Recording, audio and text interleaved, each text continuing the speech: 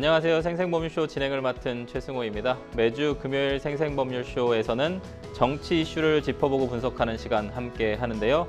이 자리에 이종근 시사평론가님 나와 계십니다. 어서 오십시오. 네, 안녕하십니까? 네, 평론가님. 네. 날씨가 정말 갑자기 추워졌어요. 그렇습니다. 네. 갑자기 추워졌다가 예. 조금 회복되는 듯 싶은데 예. 다음 주에 또다시 추워진다고 합니다. 예. 그러니까 가장 안타까운 건 우리가 네. 가을이라는 어떤 계절을 네네. 완전히 잃어버리지 않았나.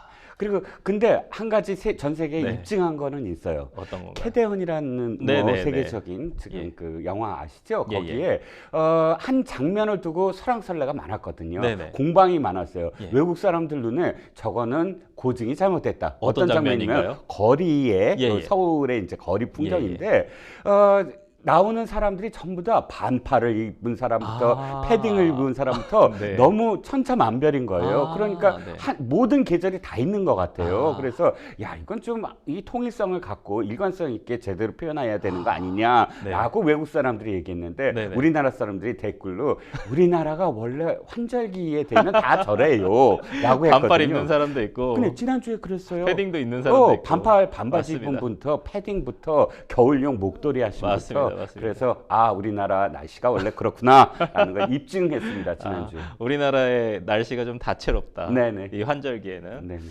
감기들 다들 좀 조심하셔야 될 것 같아요. 네.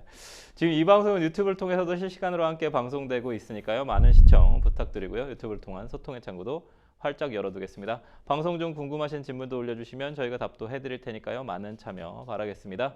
여러분은 지금 생생법률쇼 함께하고 계십니다.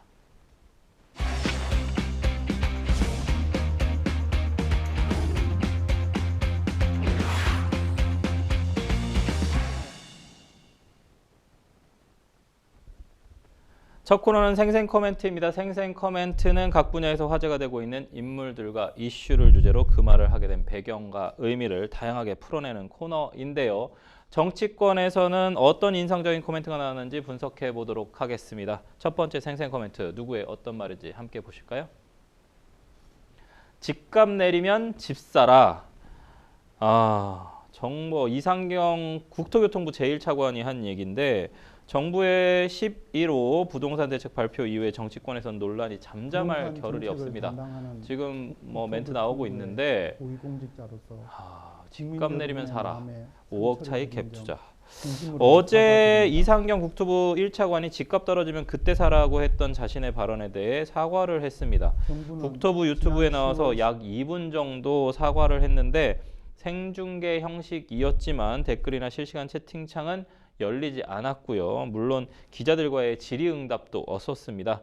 평론가님 이거 어떻게 보시나요? 이게 사실 집값 얘기가 네. 왜 진보 정권만 계속 들어오면 이게 나타나는지 이거 좀 얘기 좀 해주시죠. 이제 그 국토부 차관 이상경 차관의 그 사과가 더 불을 지른 것 같아요. 어떤 1차관이면 사실 되게 중요한 위치잖아요. 그렇습니다. 사실 1차관, 2차관이 있지만 보통은 이제 장관은 뭐 교수라든지 정치인이라든지 이렇게 임명이 될 수 있지만 차관은 주로 그 안에서 그러니까 국토부라든지 어떤 그 부처 해당 부처에서 실무 경험을 쌓은 사람을 사실 차관으로 시킵니다 해서 조화를 이루게 만들거든요. 근데 이제 국토부 1차관 부동산 정책을 완전히 담당해야 되는 담당자입니다. 2차관은 아마 항공이라든지 뭐 이런 부분을 담당하게 될 테고요. 철도라든지 이런 부분. 그러면 부동산 대책을 이제 담당하는 주무부처의 차관이 대단히 적절하지 못한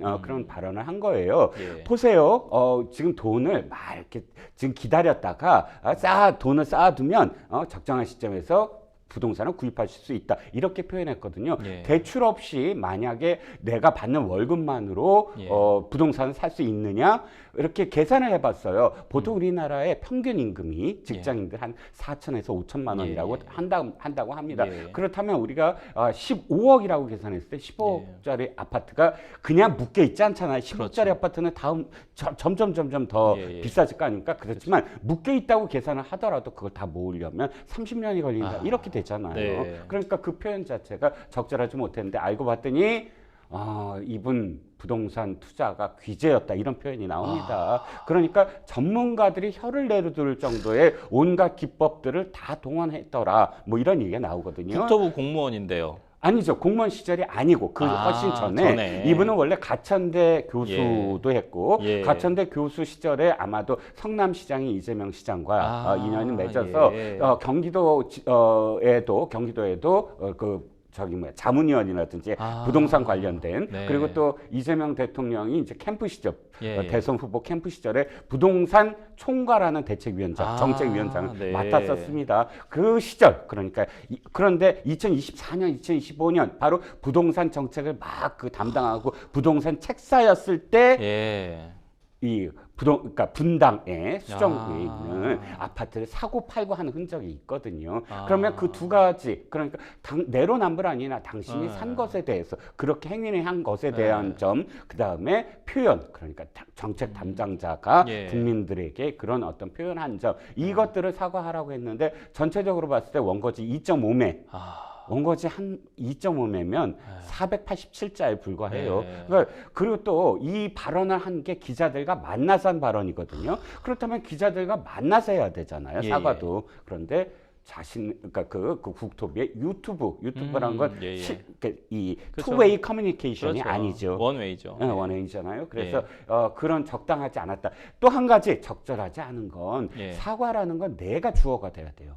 그렇죠. 내가 잘못했다라는 거에 대해서는. 그런데 사과 내용을 봤더니 아내가 잘못한 거예요. 아내가 부동산을 산 거예요. 그럼 사과가 아니잖아요. 또 한 가지, 그러니까 실거주를 하기 위해서 샀다 이렇게 표현합니다. 아내가 주어가 아내인데, 근데 안을 들여다보면 전형적인 갭 투자, 그러니까 아파트 그 전세를 끼고 샀고 팔고 한 동시에 그런 사고 팔고를 동시에 해서 세금도 절세를 했습니다. 왜 그러니까 이주택에서 그렇게 사고 팔면서 절세를 하는 그런 기법도 동원된 것으로 지금 그러니까 보도에 나오고 있습니다. 갭 투자로 할 수 있는 모든 기법을 이용해서 부동산 자산을 구축하시고 그다음에 이재명 전 성남시장 일대 어떤 부동산 대책을 내놓던 사람 책사였는데 지금 국토부 1차관이 됐고 1차관은 사실 어떤 분당이나 성남 혹은 아니면 서울 이런 것만 하는 게 아니라 전국에 있는 뭐 LH든 이런 부분까지 다 개입을 해서 사실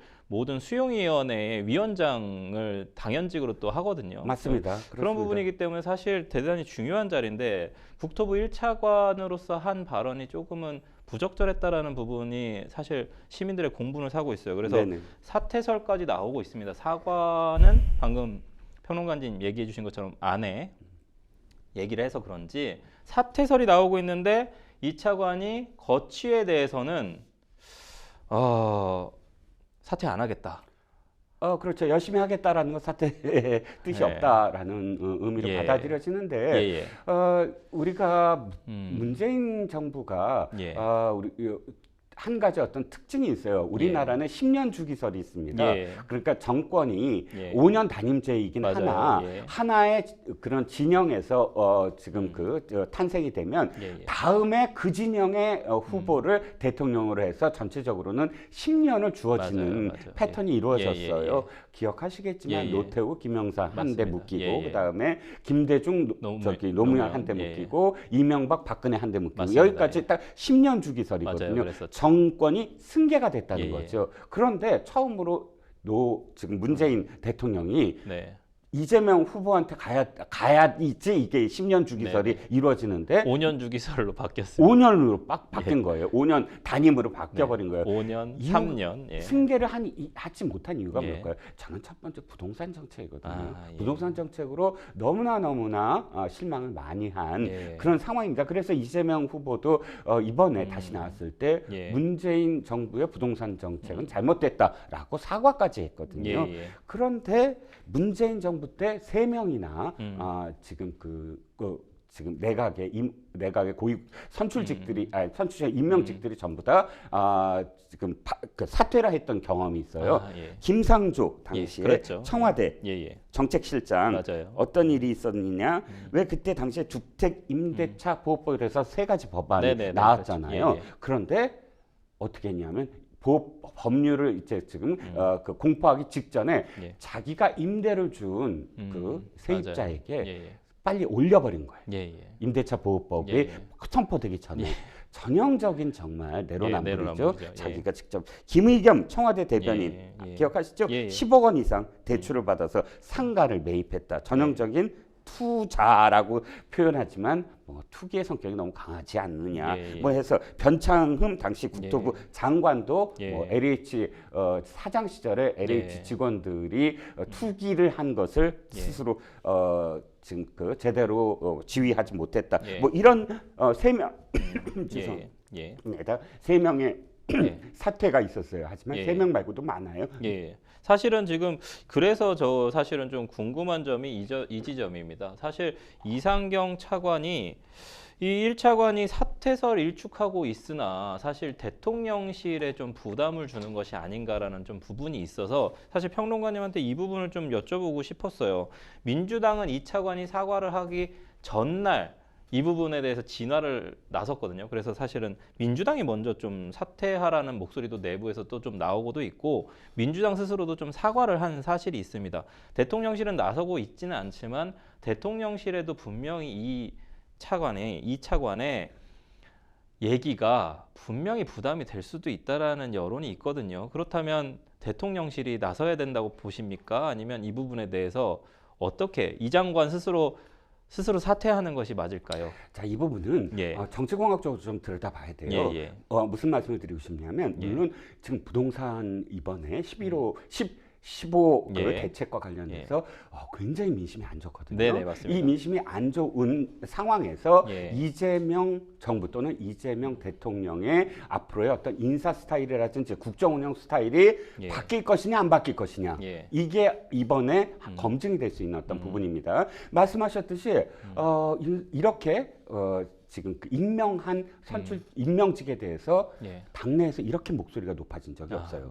박지원 의원까지 이건 나쁜 사람이다 이렇게까지 표현했거든요. 그리고 당장 그만둬야 된다 이렇게 강하게 표현한 적이 저는 없다고 생각을 합니다. 그렇죠. 그런데 이재명 대통령이 우리가 바라보면 경기 성남 라인에 대해서 지나치게 성벽 같은 걸 치고 있거든요. 김현지 실장 문제도 같은 문제예요. 경기 성남 라인에서 보호하려고 하다가 다 같이 죽잖아요. 그럼요. 이번에 그래서 이상경 차관을 사퇴시킴으로써 어떤 전환을 어떤 그런 전국 전환을 할 것이냐. 그럼 이상경 차관만 이렇게 사퇴한다고 해서 되는 게 아니라 어떤 메시지가 돼야 되거든요. 이 정책의 뭐 흐름을 바꿀 수 있다라는 메시지가 전달이 돼야 되는데 사실 15 대책이 지금 발표된 지 얼마 안 됐죠. 되지 않았어요. 그러다 보니까 이 자르면 그냥 메시지냐? 그게 아니잖아요. 그냥 사퇴시키는 게 아니라 이거는 이런 보완책을 하겠다라는 그런 정책까지도 메시지에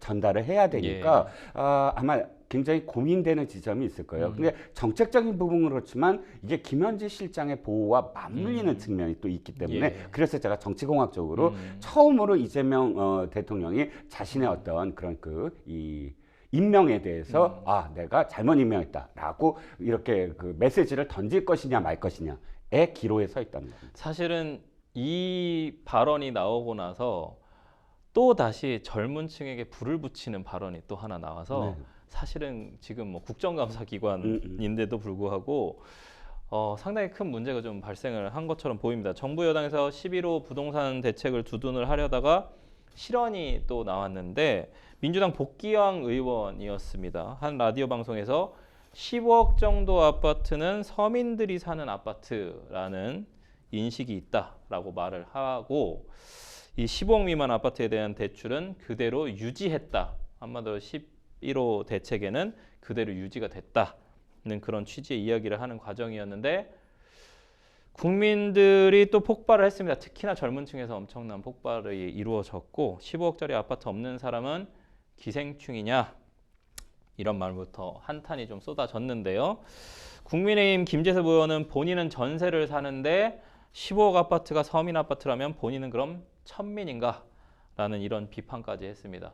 상당히 복귀한 의원의 얘기가 적절한지 아까 말씀해 주셨습니다만 30년이 걸려야 이제 대출 끼고 살 수 있는 그런 상황. 대출이 아니라 아니고 내가 지금 이상경 차관이 표현하는 건 그렇잖아요. 돈을 차곡차곡 쌓아 나가라. 그 돈 갖고 아파트를 사라. 이 얘기거든요. 그러니까 5억을 모으는데 걸리는 시간이 아니라 아까 15억 모으는데 걸리는 시간이 30년. 40년 걸려요. 네. 계산 뭐 쉽게 하실 수 있을 거예요. 그런데 문제는 이거예요. 지금 이재명 정부에서 이 고민을 한 거예요. 그러니까 특정 지역을 묶었다가 어떤 결과를 낳았느냐. 문재인 정부 때 풍선 효과 있잖아요. 그래서 묶으면 다른 지역, 옆에 지역이 또 오르고 그 지역 묶으면 옆에 지역 오르고 이러다 보니까 이번에 한꺼번에 동시에 묶은 거예요. 그런데 지금 김재섭 의원이 나선 건 자기 지역구가 도봉이잖아요. 노도강이라고 표현하죠. 그렇죠. 노원, 도봉, 강북. 이 3개 구에 그래도 다른 지역보다 한강벨트라고 표현되는 그 지역들보다는 아파트 가격이 그래도 좀 저렴했어요. 보통은 뭐 한 10억 미만의 아파트들도 있긴 있습니다. 그런데 이 지역까지 전부 다 묶어버린 거예요. 그냥 실수요자를 위한 대출은 있다라고 표현하면서 10억 미만은 남아있다라고 하지만 이번에 너무나 세게 묶어버린 탓에 일반 대출이 전혀 안 되게 만들었거든요. 그러면 실수요자가 아닌 정말로 3040 중에 늦게 결혼한다거나 이런 사람들이 묶여버린 거예요. 완전히. 그러니까 아마 기사를 보시면 알겠지만 7월달 기사에 이런 기사들이 나왔어요. 지금 진보 정권이 들었을 때마다 사실은 이 부동산 값이 굉장히 오르니까 지금 4개월밖에 안 됐으니까 3개월밖에 안 됐으니까 지금 사야 된다. 그래서 3040이 영끌로 지금 아파트에 지금 뛰어들고 있다. 이런 경제적 기사가 많았거든요. 이 사람들이 지금 전부 다 아무것도 못하는 어떤 상황이 돼버린 거죠. 그런데 노동화까지 묶을 이유가 있느냐라고 지금 분노를 하고 있는 거죠. 사실은 이제 노동왕 얘기를 저번 주 금요일에 이제 뭐 조대현 평론가랑 얘기도 했습니다만 노도강도 묶은 건 알겠는데 일산은 더 날라서 일산 자기 본인 갖고 있는데 5억도 없다. 서민들 5억도 없는데 이 지금 15억을 기준으로 얘기하는 것이 맞냐. 내가 평생 30년 40년 살았어도 5억이 없는데 젊은 층은 그 5억은 고사하고 인력이라도 있겠냐. 왜냐하면 이제 생활도 하면서 돈을 모아야 되니까 사실 5억이라는 돈도 사실은 큰 돈인데 그렇죠. 지금은 너무 괴리감이 큰 얘기들을 좀 하고 있다라는 좀 생각이 듭니다. 11호 대책이 발표가 된 지난주에 주간 서울 아파트값 상승률이 나왔습니다.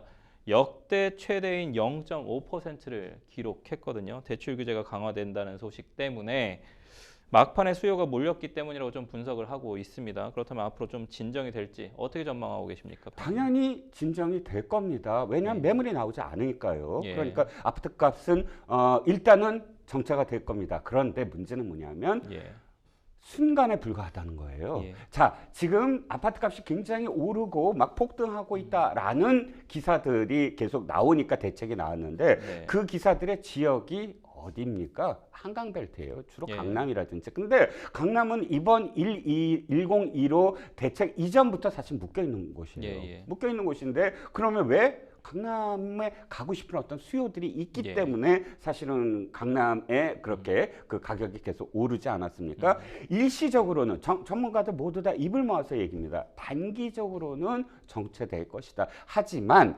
우리가 어떠한 가격이 오르는 이유가 뭡니까? 공급이 없을 때, 수요는 많을 때, 그렇잖아요. 수요는 수요는 없을 수가 없어요. 그렇잖아요. 좋은 아파트, 좋은 곳에 예를 들어서 뭐 교통이라든지 또는 아이들 학업이라든지 또는 나의 어떤 이 직장 위치라든지 이런 것들 때문에 사실 부동산의 어떤 수요가 일어나는 거 아닙니까? 이 수요가 갑자기 없어지진 않잖아요. 근데 공급 대책의 9.7일 공급 대책이 사실은 너무나 실망스러웠던 거예요.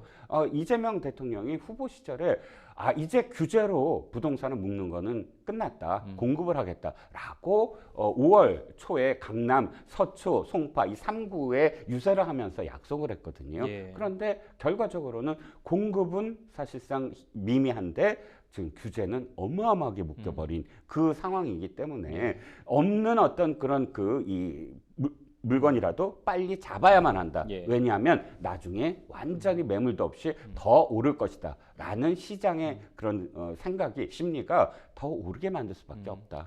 부동산 대책이 대한민국에서 계속 실패를 하는 이유는 공급과 수요에 대한 계산만 하기 때문인 것 같아요. 그렇죠. 사실은 거시적으로 빈부격차의 큰 확대가 부를 가지고 있는 사람은 엄청 많이 갖고 있기 때문에 투기적으로 사는 경우들, 뭐 차명으로 사는 경우들도 상당히 많거든요. 근데 그런 부분들에 대한 고려 없이 그냥 단순히 공급을 늘리면 뭔가 가격이 떨어질 것이다. 수요만 줄이면 뭔가 가격이 떨어질 것이다. 이런 사고방식이 약간 좀 문제를 일으키고 있지 않나라는 네, 생각이 그 말씀처럼 굉장히 단순하게 바라보면 딱 저도 그렇게 표현은 됐지만 그 안에는 여러 가지가 포함이 됐습니다. 이재명 대통령이 말씀하신 게 이거 있어요. 우리가 지금 투자를 하는데 부동산으로만 너무 몰린다. 그렇죠. 안전한 금융자산 쪽으로 이동시키면 어떨까 하는 말씀을 하셔서 지금 또 주식이 굉장히 맞아요. 오르고 있잖아요. 맞습니다. 그런데 생각을 해보죠.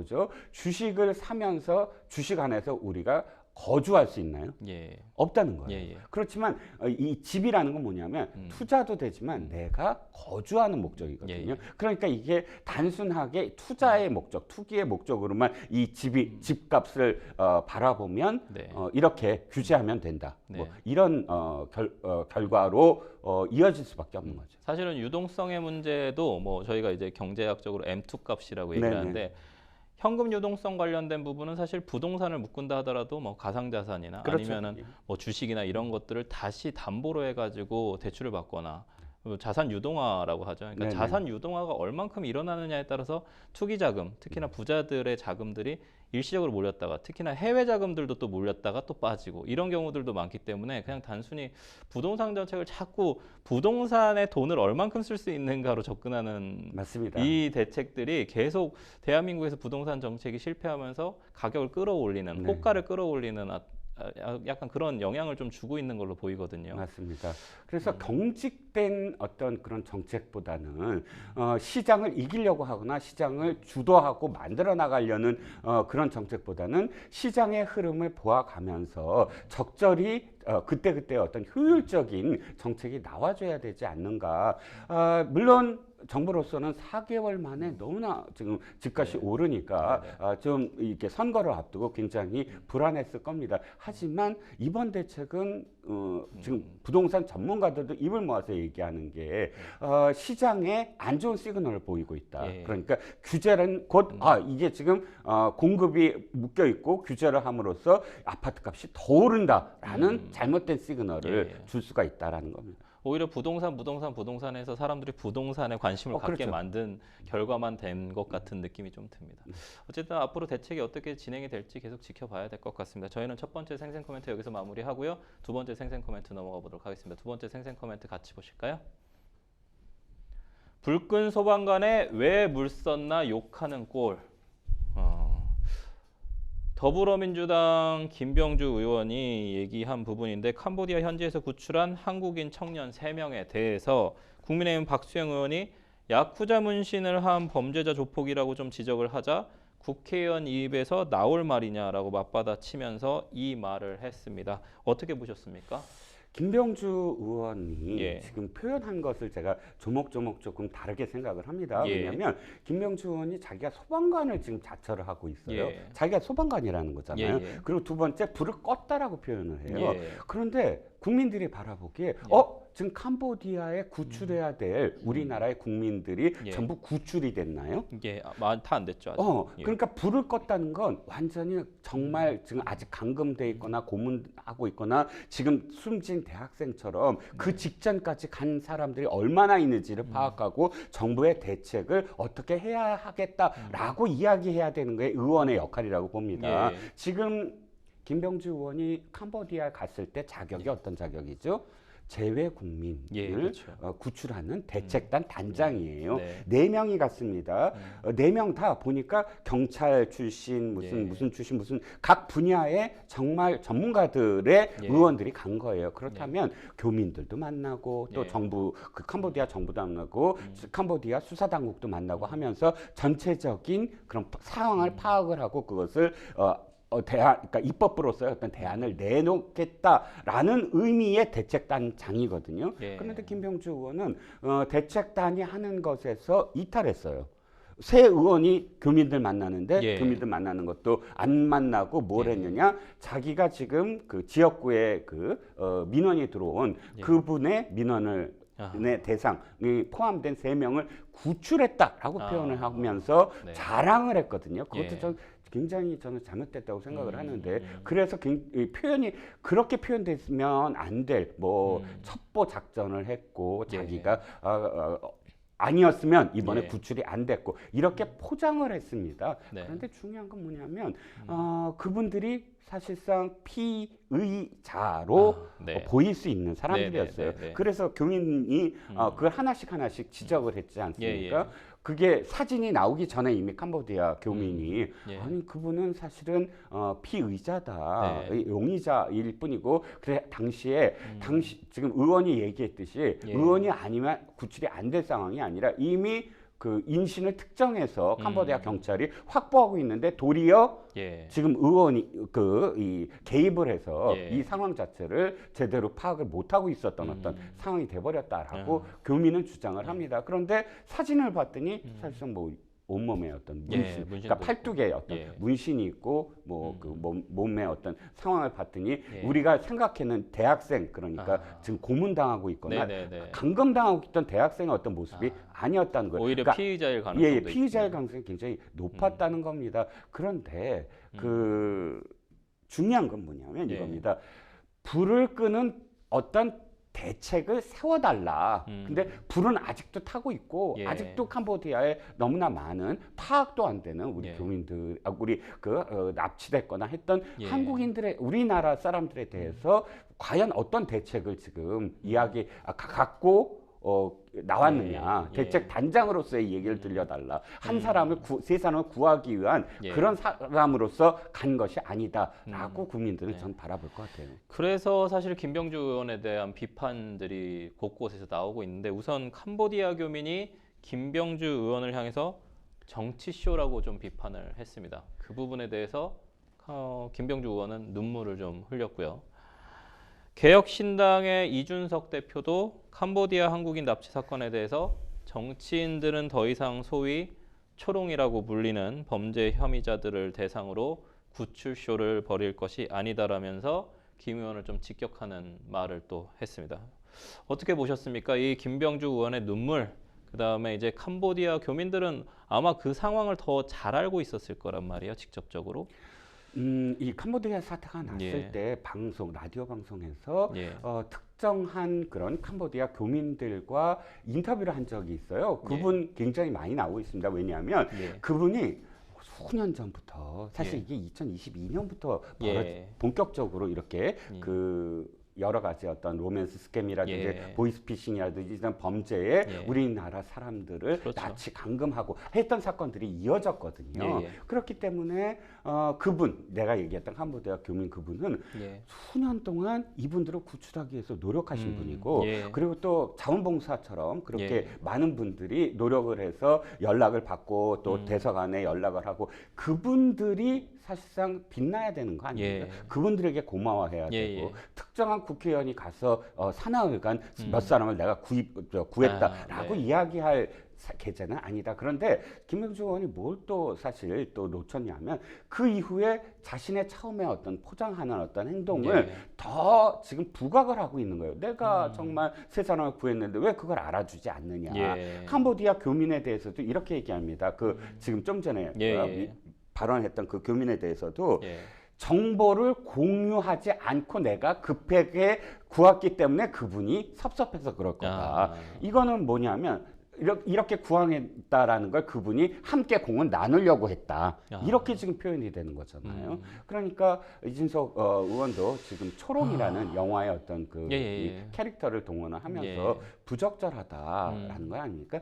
저는 국회의원들이 이렇게 공을 세우려고 너무 자신을 드러내는 행위, 그런 마인드 자체가 좀 없어져야 된다라는 겁니다. 본인의 존재감이 있어야 또 추후에 공천을 받거나 또 영향력, 당내 영향력 뭐 이런 부분을 생각하는 게 아닐까요? 그러니까 지금의 그 김병주 의원의 행태가 이 국정감사에서 자신의 보좌관한테 날 좀 찍어줘 하고 고함 지르고 하는 장면들을 다 찍게 한 다음에 쇼츠나 밈으로 전부 다 올리는 행태가 계속 이어지고 있습니다. 그러니까 저는 좋은 거를 찍어서 하는 거는 괜찮은데 그럼요. 이렇게 아픔이 있는 곳에 가서 그 아픔을 자신의 어떤 홍보 수단으로 이용하는 거는 정치인으로서 부적절하지 않을까라는 좀 생각이 만약 듭니다. 그게 빛이 날 수 있는 그런 그 정말 행동이었다고 한다면 자신이 이야기하지 않아도 교민들이 도리어 그렇죠. 교민들이 김명주 의원 이번에 정말 대단한 일 했다라고 인터뷰를 해줄 겁니다. 안 그렇습니까? 그런데 그거를 자신이 먼저 이야기하고 자신이 이렇게 포장을 하니까 거기서 정말 오랫동안 이렇게 우리나라에 납치된 분들을 구하기 위해서 했던 분들이 저 사람이 도대체 뭘 하려고 왔느냐, 우리와 이야기하려고 지금 기다렸는데 그러니까 우리 그 교민들과 교민들과의 어떤 자리에 나오지도 않았더라. 뭐 이런 표현. 평론가님 이제 기자 생활 오래 하셨으니까 정치부 이렇게 보시면 정치인들의 어떤 이런 홍보에 대한 조급함 이런 것들도 많이 보시지 않았습니까? 아니 그런데 국감장에서 옛날에는 이런 정도는 있었어요. 워낙에 많은 국감이 동시에 이루어지니까 어떻게든 자신이 한번 사진에 나오게 하기 위해서 악어 있죠. 악어. 살아있는 악어를 수족관에 갖다 놓는다든지 뭐 등장할 때부터 막 헬멧 쓰고 국감장에 앉아 있다든지 이런 주목을 받으려고 하는 행동들은 지금의 행태에 비해서는 귀엽다. 지금의 행동은 막말과 고성과 뭐 이런 것들만 짤이라고 하죠. 짤방이라고 하잖아요. 그런 것들로 밈을 스스로 이렇게 이 생산해내는 행태가 사실은 지금은 그러니까 미디어의 변화인 것 같아요. 그때는 사진 한 장, 그래서 오늘의 국감을 사진 한 장 기존 레거시 미디어 신문에 나오게 하는 게 목적이었다면 지금 스스로 이렇게 영상을 만들어 인터넷에서 쇼츠를 좀 더 자극적이고 틱톡이나 쇼츠를 양산해내는 걸로 바뀌었습니다. 사실 저는 이제 품격이 조금 더 올라가지 않을까라는 정치에 대한 기대가 있었는데 품격이 점점 떨어지는 것이 아닌가라는 좀 약간 우려 섞인 생각도 좀 듭니다. 그렇습니다. 이 밈이라는 건 어떻게 소비되냐면 진영에서 소비되거든요. 자신의 지지자들. 그러니까 이게 진영 정치, 자신의 지지자들만 바라보고 하는 정치이기 때문에 이런 쇼츠를 만들어내는 게 아니냐라는 생각이 듭니다. 지난 22일에 정성호 법무부 장관이 이 캄보디아 사태 관련해서 독립몰수제 입법을 좀 국회에 요청했다고 하는데 뭐 어떤 내용이고 어떤 효과가 좀 있을까요? 독립몰수제라는 건 어떤 그런 뭐랄까요, 범죄가 막 저질러지고 있는 상황에서 이 범죄를 빨리 차단하기 위해서는 범죄와 관련된 그런 그 재산이라든지 자산을 빨리 몰수해 버리는 것. 예를 들어서 우리가 가장 우리 나쁜 어떤 그런 극악한 범죄라고 얘기하는 아동 성애물이라든지 이런 것들이 인터넷에서 막 번지잖아요. 그런데 그 사건이 있었죠. 왜 아동 성애물을 해서 미국에서 그렇죠. 뭐 미국에서 인도하라라고 주장했던 그 상황이 만약 벌어졌을 때 이 용의자가 지금까지 벌어놓은 것들이 전부 다 은행 계좌가 있잖아요. 파악할 수 있습니다. 그거를 미리 몰수해 버리는 거예요. 그런데 좋은 점은 고개를 끄덕일 수 있는 점은 이번에 캄보디아와 관련돼서도 왜 그 천스라는 그런 그 사람이 벌이는 사업이 있잖아요. 우리나라의 은행들도 많이 연관이 돼 있습니다. 한 920억 정도 된다. 그렇죠. 그런 것들을 미리 몰수를 한다거나, 왜냐하면 그 용의자는 지금 그 회장은 행방불명돼 있어요. 미국도 지금 찾고 있는데 잠수를 하고 있는 것 같습니다. 그러면 이런 것들을 빨리 공조를 해서 차단했을 때 범죄의 이 전체적인 조직이 빨리 드러나고 일망타진할 수 있지 않느냐라는 건데, 사실 이게 좋게는 들리는데 법으로 만들어지면 선의 피해자도 있을 수 있다. 그리고 또 일단은 헌법상에서 재산의 보호, 그러니까 그 재산이 실제로 그 사람의 범죄 행위에 쓰이거나 혹은 범죄 행위로 뭐 거둬들인 어떤 재산인 것을 빨리 파악할 수는 없잖아요. 그러니까 크게 어떤 포괄적으로 몰수를 해야 되기 때문에 그런 문제들이 아직 보완돼야 될 문제이긴 합니다. 캄보디아 사태가 계속 어떻게 진행이 될지 좀 지켜봐야 될 것 같고, 사실 정치인들이 어떤 이런 피해자들의 아픔을 한 번 더 생각한다면 그 부분을 정치적으로 이용하는 것은 좀 자제되어야 될 것 같습니다. 저희는 두 번째 생생 코멘트 마무리하고요. 세 번째 생생 코멘트 넘어가 보도록 하겠습니다. 세 번째 생생 코멘트 함께 보실까요? 교통이 꼭 빨라야 하나? 오세훈 서울시장이 국회 행안위원회 서울시 국정감사에서 더불어민주당 윤건영 의원이 교통수단으로서의 가치를 잃어버렸다. 한강버스가 교통수단이 가치 없다라는 지적에 교통이 꼭 빨라야 하냐라고 반문을 했는데 이건 좀 어떻게 들으셨습니까, 평론가님? 처음에 이 한강버스를 발표했을 때와는 분위기가 확 바뀌었다. 그러니까요. 뭐 국민의힘 내부에서도 좀 비판은 나오고 있어요. 그렇죠. 2024년 그러니까 작년 2월 달에 새로운 수상 대중교통 시대를 열겠다라고 보도자를 내면서 사실 이게 세금이 참 많이 들어갔거든요. 근데 처음에 발표했을 때의 세금보다 더 계속 늘어나는 어떤 상황입니다. 한강버스를 만들고 선착장을 다시 손보고 하는 것에서 처음에 계획했던 것보다 계속 불어나고 있었거든요. 그러다 보니까 또 늦어지고 계속 계획이 늦어지고 그래서 대중교통은 어떻게 되는데요? 라고 이제 계속 의아해했고 실제로 한강버스가 선보였을 때 시간이 이게 어마어마하게 또 불어난 겁니다. 원래 마곡에서 잠실까지 75분 정도면 뭐 그럭저럭 뭐 그렇다고 전철에 비해서 더 많죠. 왜냐하면 내렸을 때 그 다음에 자신이 목적지까지 가는 어떤 시간이 또 걸리잖아요. 그런데 그럼에도 불구하고 이런 너무나 그 9호선을 생각했을 때 9호선이 너무나 사람이 많거든요. 그렇죠. 특정 시간대에. 그러다 보니까 뭐 버스도 거기가 이렇게 그 우회로가 없고 그 실질적으로 이 마곡에서부터 잠실까지 오려면 어느 특정 구간은 그 도로밖에 이용이 안 되고 그럼 막힐 수밖에 없어요. 새로운 어떤 그런 그 수단이 필요하다. 뭐 고개를 끄덕일 수 있습니다. 하지만 전체적인 걸리는 시간이 2시간 7분이라고 한다면 이게 선착장에서부터 다시 한 2~30분 정도 목적지까지 가는 시간을 합친다면 교통수단으로서 의미가 있느냐라는 질문을 윤건영 의원 등등이 한 거예요. 시민들도 할 수는 있을 것 같아요. 50몇 분 뭐 40몇 분 걸린다고 했다가 2시간 7분이면요. 그렇죠. 고개를 갸우뚱할 수밖에 없고. 근데 이제 교통수단이 빨라야 합니까? 라는 대답에는 여러 가지가 포함됐겠지만 처음에 이야기한 것과 다르다라는 처음에 정말 새로운 교통수단이 나왔다라고 얘기하면서 사실 출퇴근 시간을 얘기한 거거든요. 기준이 출퇴근 러시아 시간을 얘기한 거죠. 그렇죠. 출퇴근 시간이 중심이 되지 않는다면 뭐 교통수단이긴 하지만 그러나 내가 시간에 구애 없이 목적지까지 시간 말고 어떤 그 풍경을 바라보면서 내가 이용을 하겠다라고 한다면 교통수단 플러스 뭐 유람선이죠. 그렇죠. 그렇죠. 힐링할 수 있는 교통수단. 그러면 그것의 수요자와 그다음에 출퇴근 시간의 수요자와 이런 것들을 전부 다 합쳐서 이 세금이 들어가야 되는 사업입니다라고 얘기한 거잖아요. 차라리 그 9호선처럼 급행 한강버스가 있어야 될 것 같아요. 이건 너무 사실 출퇴근 시간이 느리다면. 그런데 이제 급행버스가 왜 힘드냐면 여러 가지 이유가 있어요. 지금 2시간 7분 걸리는 게 아니 75분을 하고 싶지 않아서 2시간 7분이 나오는 게 아니거든요. 그러니까요. 여러 가지 문제가 있잖아요. 우리 왜 그 유송량이라든지 또 다리들이 있고 또 그걸 미리 계산을 안 했다라는 게 계산을 했어야 되는 문제였다는 거죠. 그리고 또 이제 바람이 많이 분거나 혹은 겨울이거나 비가 오거나 비가 너무 많이 오거나 이번에 비 와서 시범운행도 그날 약속을 못 지켰습니다. 이런 것들이 다 합쳐지면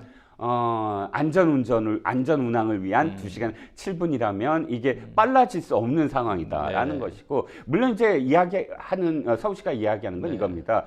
런던의 리버버스를 보고 이걸 만들었다고 하잖아요. 리버버스가 7.5파운드더라고요. 그러니까 우리나라 돈으로 15,000원 정도입니다. 그런데 우리는 3,000원 있지 않느냐. 여기에 3,000원만이 아니라 기후동행 카드를 연계하면 기후동행 카드 62,000원에서 몇천 원을 더 내면 뭐 계속 쓸 수 있다라는 것이고 가격 경쟁력은 이해합니다. 최소한. 그런데 중요한 건 그것을 쓸 수 있는 것이 우리가 힐링을 위한 그런 용도라면 그 세금이 들어갈 만한 일이었느냐라고 되묻고 있는 거죠.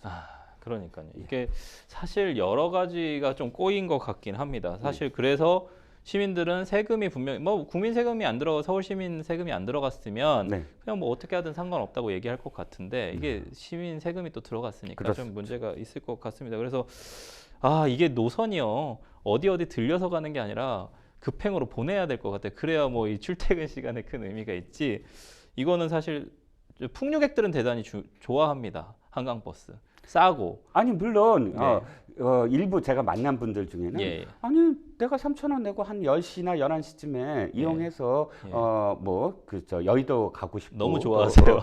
괜찮아요라고 하시는 분들도 분명히 있는데 그렇다면 그걸 좀 더 설득력 있게 서울시가 처음부터 계획에 그렇게 설득을 하거나 아니면 지금 계획이 조금 달라졌다면 그 달라진 계획을 국민들에게 어떻게 서울 시민들에게 어떻게 설득할 것인가가 중요할 것 같습니다. 이 부분에서 사실 이제 국정감사하면서 가장 또 핵심으로 떠올랐던 건 명태균 게이트에 명태균 씨가 출석을 했다는 거예요. 명 씨는 오세훈 시장이 울면서 부탁을 했다, 질질 짰다라고 하면서 7번 만났다라고 말했는데 어떻게 보셨습니까, 이 부분? 일단 명태균 씨가 공언을 했잖아요. 오세훈 시장의 거짓말을 내가 다 폭로하겠다라고 공언을 했고 그게 이번에 어쨌든 명태균 씨가 그 작심하고 국감장에 나와서 이야기를 하기 시작했습니다. 뭐 아파트를 주기로 하지 않았느냐 하면서 아파트 길을 내놔라. 뭐 대가에 대한 얘기죠. 그리고 7번은 만난 거를 7번 만난 걸 어느 날에 어디서 만났다 특정을 했습니다. 이 장면만 보면 오세훈 시장이 굉장히 불리한 어떤 지형 같은데 왜냐하면 그날 오세훈 시장은 국감장에서 발언을 자제를 했어요. 국감장에서 증인 선서를 하고 발언을 했으니까 무슨 말을 하면 거기에 대한 책임을 또 져야 되고 근데 문제는 오세훈 시장이 계속 주장했던 게 이제 곧 대질신문 특검에 나가서 명태균 씨와 대질신문을 해야 되는 어떤 상황이기 때문에 지금 그것을 아껴놔야 된다라고 표현을 했습니다. 이게 관건은 이거일 것 같아요. 그러니까 확실하게 대가성이 있느냐, 오세훈 시장이 만나서 이걸 전부 다 인지를 했느냐를 명태균 씨가 증명할 수 있는 뭐 뭔가 녹취록이라든지 증거가 나와야 된다. 자신이 이렇게 그 주장하는 것을 뒷받침하는 부분들. 그러니까 내가 여론조사를 받았다는 것만으로는 사실 이게 그 범죄의 어떤 그 혐의가 성립이 안 되잖아요. 그래서 현재 어떤 상황은 그렇다면 명태균 씨가 이야기하는 부분들에 대한 직접적인 증거가 명태균 씨가 대질신문에서 나올 수 있느냐의 여부에 달려 있다라는 생각입니다. 사실은 내년에 지방선거가 있고 서울시장 선거가 있는데 오세훈 시장의 앞으로의 행보가 어떻게 될지가 이 명태균 게이트에 달려 있다고 해도 또 과언이 아닐 수 있을 것 같습니다. 특검의 결과 이런 부분들 좀 계속 지켜봐야 될 것 같습니다. 오세훈 시장의 당연히 해명이나 반박 보도 이런 부분들도 사실 지켜봐야 되겠죠, 평론가님? 네, 그렇습니다. 어쨌든 뭐 대질신문 이후에 특검 대질신문이 참 오세훈 시장으로서는 가장 큰 고비가 아닐까 하는 생각이 알겠습니다.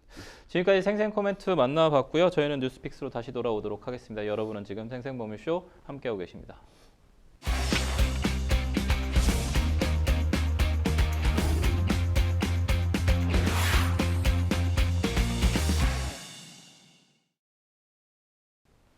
네, 분야별 가장 핫한 소식을 집중 분석해보는 시간 뉴스픽스 시작합니다. 오늘 만나볼 주제는 김건희 국가유산 사적 유용입니다. 아마 평론가님도 보셨을 것 같은데 시청자 여러분들도 아마 보셨을 것 같은데요. 지금 김건희 여사가 근거부기 매각매직 의혹을 받는 이배용 전 국가교육위원장과 함께 국보 224호인 경복궁 경희루에 휴궁일을 비공개 방문한 사진이 공개돼서 논란이 일고 있습니다. 저것도 그런데 그 우리 경복궁 안에 의자에 앉았다는 거 아닙니까? 근정전에 가보신 분들은 아실 겁니다. 근정전은 들어갈 수 없어요. 그러니까요. 그렇죠? 그러니까 마르세유 궁이라든지 다른 어떤 영국의 어떤 고성은 다 들어가서 실질적으로 의자도 볼 수 있고 합니다. 그런데 우리는 왜 못 들어가게 할까요? 목조 건물이에요. 그렇죠. 우리 그 궁은 전부 다 목조 건물로 되어 있기 때문에 조선 시대에도 화재가 날까봐 그 안에 그 바로 궁정전 바로 앞에 큰 그런 돌로 물을 늘 대비하는 그런 방화수가 있습니다. 그럴 정도로 굉장히 엄하게 그 출입을 금지한 곳인데 거기에 들어가서 용좌에 단 1초라도 앉았다라고 한다면 이건 특권이잖아요. 그렇죠. 일반인들이 전혀 할 수 없는. 아무도 할 수 없는 일이잖아요. 그런데 한 가지 이것을 공개적으로 공적인 어떤 그런 이 상황을 설득시켰으면 됩니다. 뭐 된 건 아니고 그런데 그것도 공적인 뭐 국가의 어떤 행사라고 하면서 미리 공개를 하면 거기 문화재에서 다 반대도 하고 하면서 공론화가 될 겁니다. 대통령이 어떤 그 중요한 어떤 일 때문에 해야만 한다. 이런 공론의 장도 없이 조용히 5시 이후에 일반 관람객이 없을 때 조용히 가서 비공개적으로 저렇게 들어간다라고 한다면 역시 지금 특검을 벌이는 어떤 이유 가장 큰 게 김건희 여사와 윤 대통령이 공과 사를 구분하지 못하는 행동들 이번이 굉장히 크게 지금 드러나고 있는 거죠. 사실은 경복궁 근정전 안에 있는 용상 어자에 앉은 사람 있냐고 물어봤더니 없었단 말이에요. 지금까지도. 사실 1월 오봉도인가요? 오봉 1월도인가요? 1월 오봉도죠. 1월 오봉도 뒤에 있습니다. 그게 왕을 상징하지 않습니까? 그렇죠. 왕과 왕비를 상징하고 왕이 있는 곳에 언제나 배경으로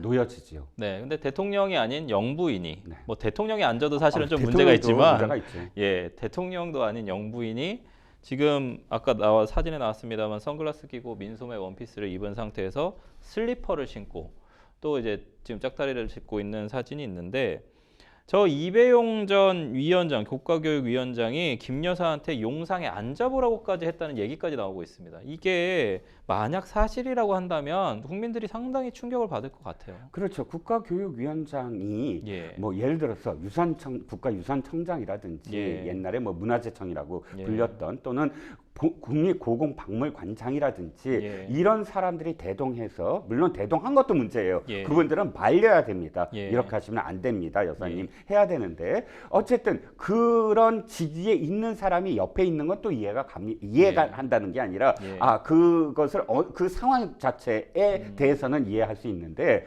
국가교육위원장은 뭐 고궁에 어떤 연관이 전혀 없는 직이라고 저는 알고 있어요. 그런데 갑자기 부르니까 갑자기 나타났다. 그리고 옆에서 이렇게 있었다라는 건 정말 이해할 수 없는 그런 관계이고 또 업무 분장에 대한 문제도 있고요. 이 부분이 뭐 계속 얘기가 사실은 너무 많아서 지금 김건희 여사가 명성황후의 침실이자 시해당한 장소인 곤영함에 윤석열 전 대통령하고 단둘이 들어가서 10분 동안 직원 없이 얘기를 했다. 그 다음에 종묘 차담회를 좀 열었는데, 그러니까 종묘라는 국가기관인데 거기다 들기름을 발라서 좀 반짝반짝하게 보이고, 그 다음에 CCTV를 작동을 정지시킨 상태에서 종묘를 좀 개인 카페처럼 사용했다, 이런 비판들이 막 나오고 있습니다. 이런 내용들을 종합을 해서 결국에는 이 국가유산인 경복궁, 창덕궁, 덕수궁 종묘가 왕비놀이의 놀이터가 됐다라는 비판이 나오고 있습니다. 이 어떻게 보셨습니까? 그 표현을 사실 방어하거나 이게 진짜 사실이라면요. 실드할 수 없는 상황이죠. 사실이죠. 그럼 저는 그런 모든 것에서 두 부분을 주목을 합니다. 하나는 기름을 발랐다. 그러니까 이 사적인 어떤 그런 그 모임을 갖기 위해서 국가 유적에 손을 댄 거예요. 그걸 보존하기 위해서 이런 게 아니고, 두 번째는 뭐냐면 종묘 차담회에서 제가 가장 경악했던 부분이 종묘가 뭡니까? 그 그리스의 파르테논 신전만큼 그러니까 전 세계에서 주목을 받는 신의 공간이에요. 신이라는 게 뭐 그런 갓을 뜻하는 게 아니라 어떤 의미? 바로 조선의 왕들의 영혼들이 머물고 있는 곳입니다. 그런데 종묘 제략을 위해서 연 게 아니라 자신의 같이 온 지인한테 보여주기 위해서 조선의 왕의 한 문을 열어서 보여줬다는 거예요. 이건 있을 수 없는 일입니다. 그 영혼이 있는 위패에 잠겨져 있는 문을 열어서 그 상황을 보여줬다는 건 뭐 저는 그 어떤 종교나 미신을 믿는 것이 아니라 우리나라 조선의 왕들의 사실 전 영혼에 모욕을 했다라고 생각이 들거든요. 대단히 부적절했다. 그런 행동이 아무것도 아니라고 생각을 했기 때문에 특검에 불려 나오는 일들을 지금까지 저질렀다라고 생각이 들어요. 사실 종묘가 대단히 중요한 어떤, 방금 얘기해 주셨습니다만 조선에 있어서는 영혼이 있는 그런, 어떻게 보면 대단히 국가적으로 중요한 부분이잖아요. 드라마의 신하들이 늘 주장합니다. 임금님, 종묘와 사직을 보존해야 됩니다. 그렇죠. 오른쪽에 사직, 그다음에 왼쪽에 종묘입니다. 그러니까 바라보고 있는, 왕이 바라보고 있는 방향으로 오른쪽에 곡식의 신을 지금 모신 사직과 그다음에 왼쪽에 조선의 왕들을 모신 종묘 이 두 부분이 중요하다라고 그렇게 얘기했는데 네. 이번에 이렇게 훼손되는 모습을 우리가 예. 본 것입니다. 네. 어떻게 특검이 진행이 될지 계속 지켜봐야 될 것 같습니다. 생생범쇼 어느새 마칠 시간입니다. 오늘 함께해 주신 이종근 시사평론가님 감사합니다. 방송이 끝나더라도 상담 접수는 계속되니까요. 변호사에게 무료 법률 상담 받고 싶으신 분들은 계속해서 상담 문의해 주시기 바랍니다. 네, 생생범쇼 오늘 이만 인사드리도록 하겠습니다. 시청해 주신 시청자 여러분 고맙습니다.